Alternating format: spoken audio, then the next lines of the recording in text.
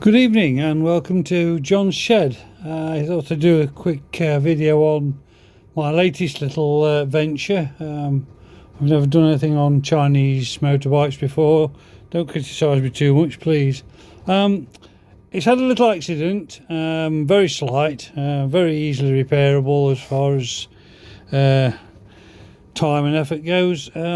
This is the lovely little speedo, rev counter, fuel gauge, gear selection, odometer, all in one little unit. Quite a nice little thing, made from very, very frail plastic. This casing, as you can see, was cracked along here, down here, and this part here was pushed inside.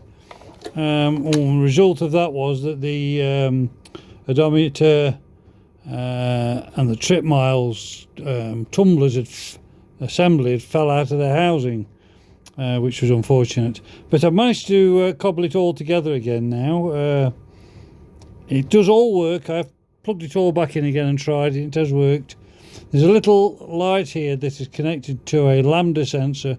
It is on a carburetor, but I think the lambda sensor just senses the mixture, and if the mixture's out, the lambda sensor sends a little signal to this LED. The resistor on the back of it was crushed, so I've just got one through today, another little orange LED, so I can fit that quite easy. Just take this cover, take this front off this cover, and it exposes all the gubbins inside. Just got a little bit of a repair there, just mainly to seal it from the weather. New speedo cable came today because it didn't have one.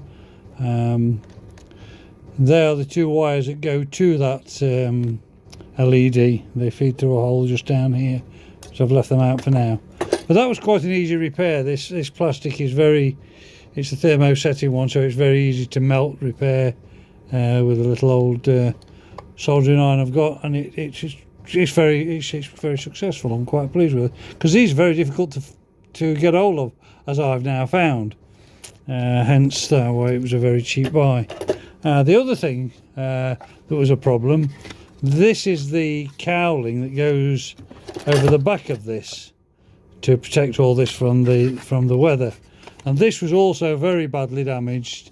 This is intact, and it's very, very thin, very brittle plastic. So what I did, I reconstructed it using this as a pattern out of good old cornflake packet or cereal packets. Just my old metalwork skills coming in. Just formed that out of, and I made a complete unit.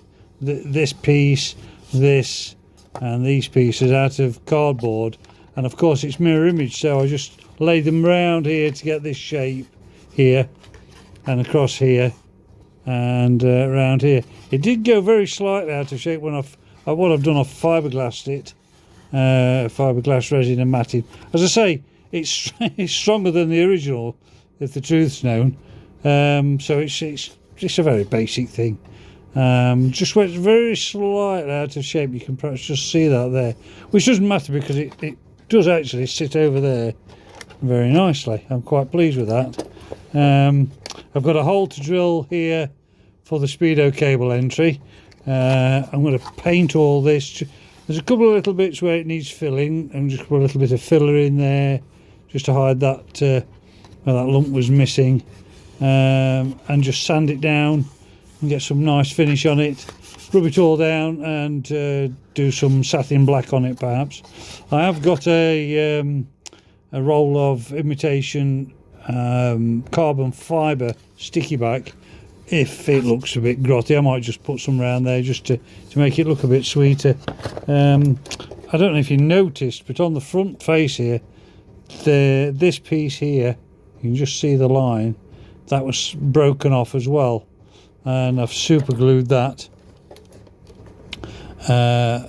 quite successfully. Now on the reverse of it, I've super glued it and used baking powder on the super glue, which forms an extremely strong joint. It's really strong. In fact, I would say it's stronger than the original plastic. It's a very good way of repairing plastic.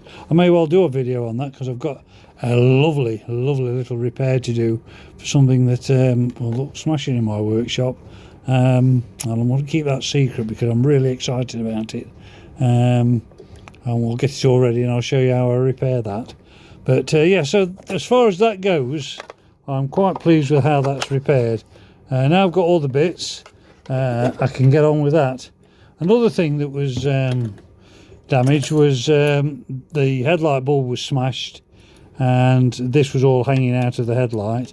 And unfortunately, the spring, these infernal little springs that hold the bulb holder into the headlight, you know, you always get those wrong, don't you? Every time you try and do it, you think you know which one it is, and it never is. Right, so when that sits in there, there's these infernal springs which clip onto there. Well, I haven't got one, so I'm going to have to make one out of this. I've recycled that, being very eco-sensitive. I've recycled that from an old headlight, so that's a little bending exercise I've got to do.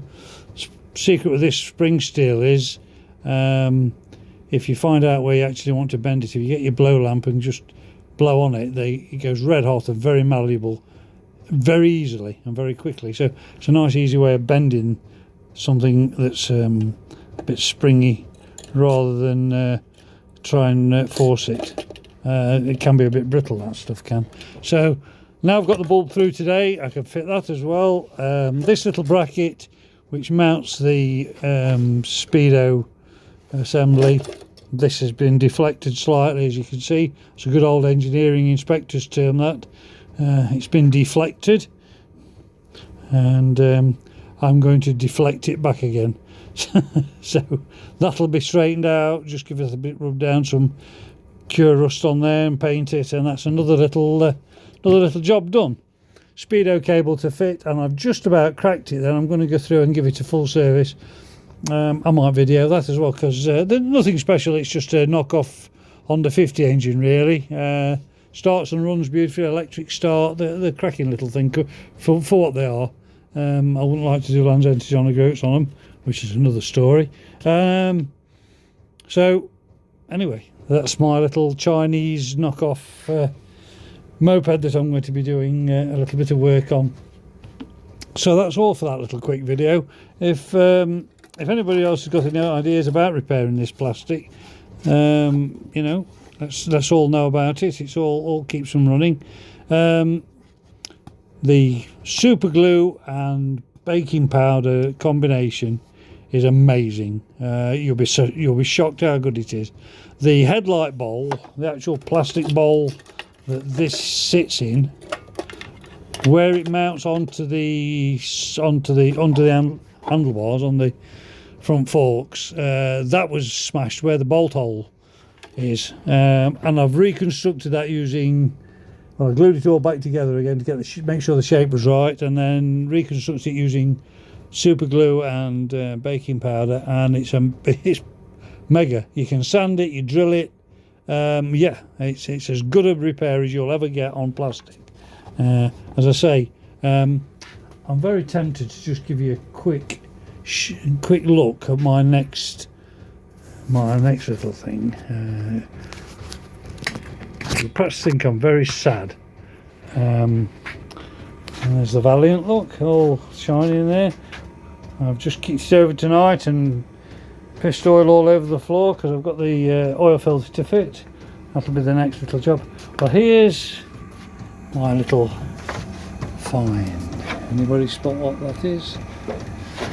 It's a big leaper, and sadly it needs a bit of veterinary care, so that's going to be my repair on video, and that is a beautiful Jaguar leaper.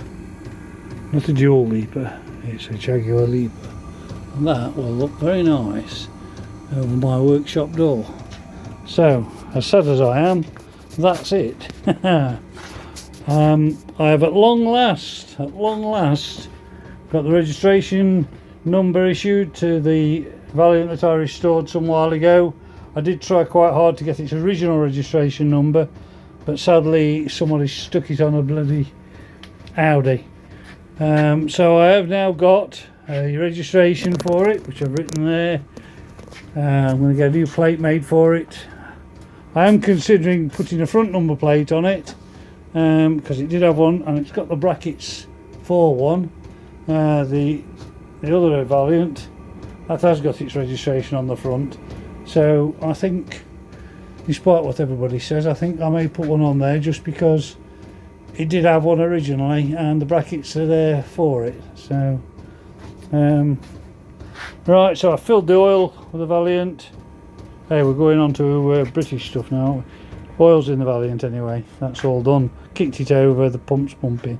So anyway, we'll wrap it up at that. I'm ready for a beer, and thank you for watching what's happening in John's shed.